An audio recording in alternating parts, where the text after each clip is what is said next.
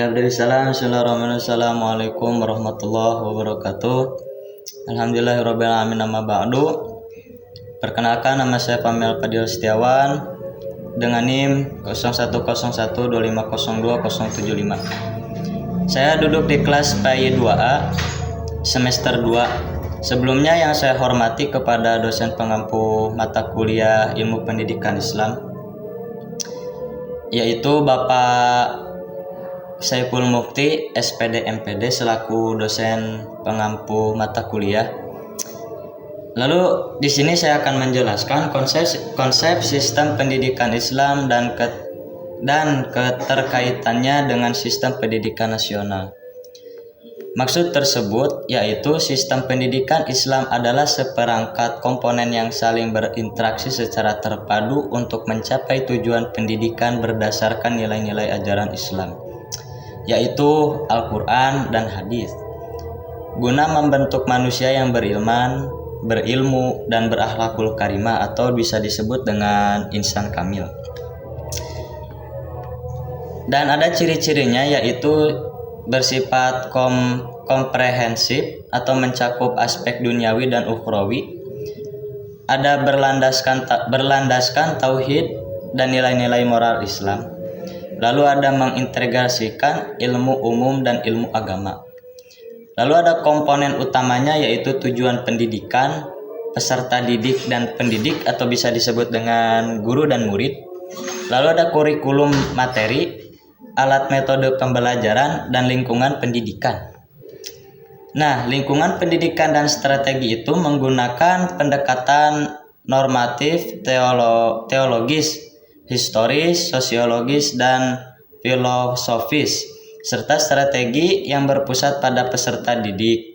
Lalu metode pendidikan Islam, yaitu metode integratif, pesantren, madrasah, dan sekolah Islam terpadu. Contohnya seperti saya dulu pesantren tuh dapat 6 tahun lah, alhamdulillah.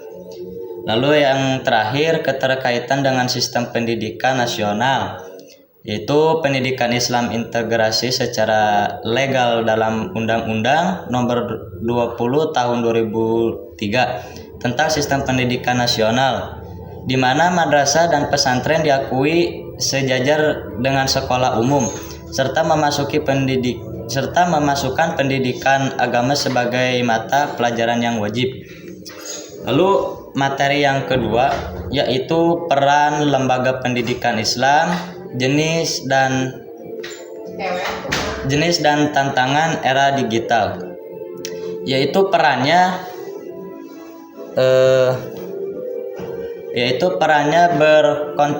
berkontribusi besar dalam mencerdaskan kehidupan bangsa, menjaga moral akhlak generasi muda, serta menjadi benteng moderasi beragama di Indonesia.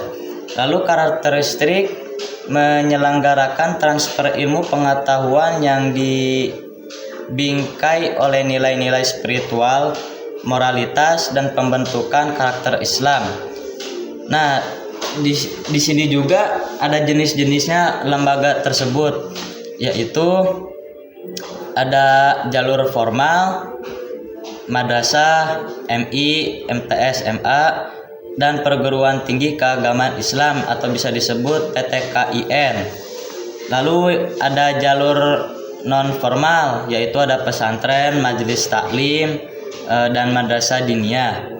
Lalu tantangan di era digital, yaitu degradasi moral akibat paparan informasi tanpa filter.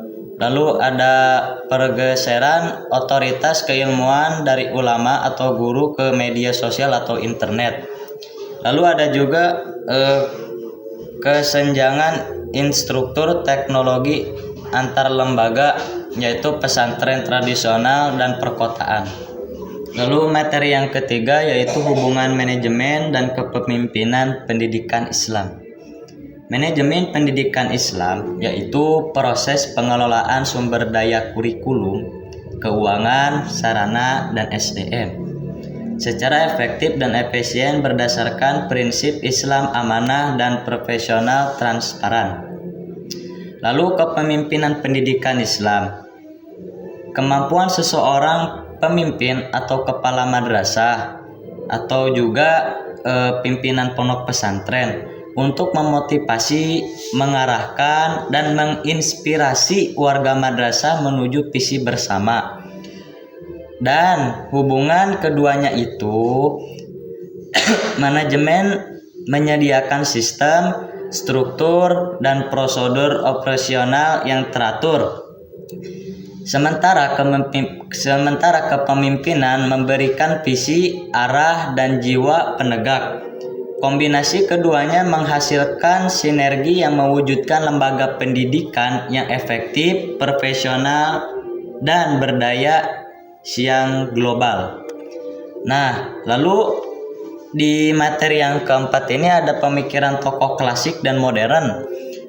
Kalau dari pemikiran tokoh klasik itu, yaitu contohnya kayak Al-Imam Ghazali. Ya, konsep beliau itu yaitu menekankan tazkiyatun nafs atau penyucian jiwa, ilmu yang bermanfaat untuk akhirat, dan adab sebelum ilmu.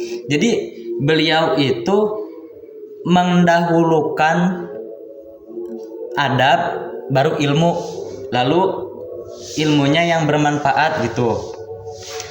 Lalu tokoh modern contohnya Muhammad Abdul atau Kiai Haji Ahmad Dahlan atau Kiai Hasyim Asy'ari yang penegak, kalau ini mah penegak organisasi di agama Islam gitu ya. Yaitu konsep beliau itu membuka diri terhadap ilmu pengetahuan modern, reformasi sistem pengajaran atau memasukkan ilmu umum ke madrasah, serta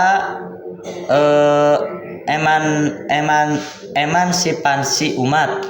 Lalu persamaan dan perbedaan kedua tokoh tersebut yaitu sama-sama bertujuan mengangkat derajat umat Islam mengetahui pendidikan moral.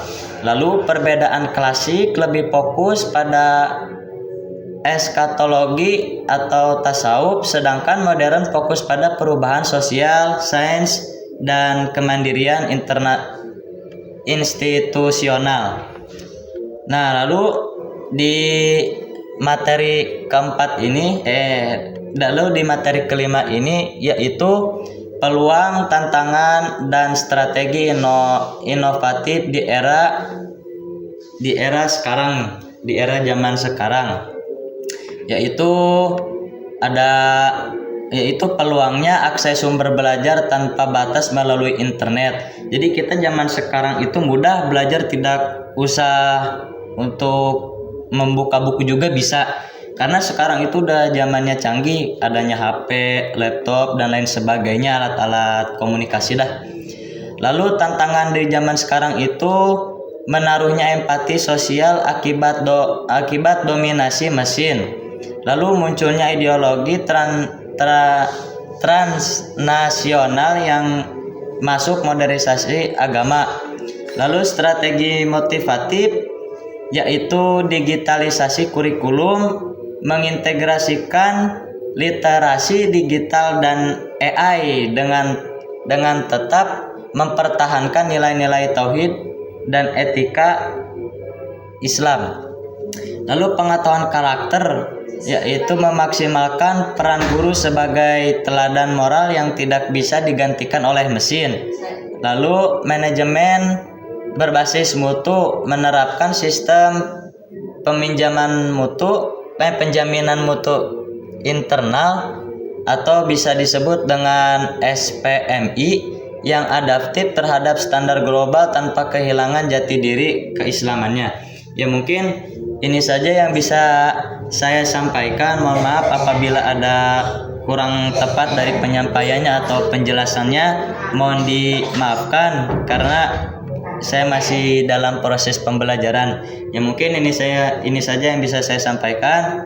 Assalamualaikum warahmatullahi wabarakatuh.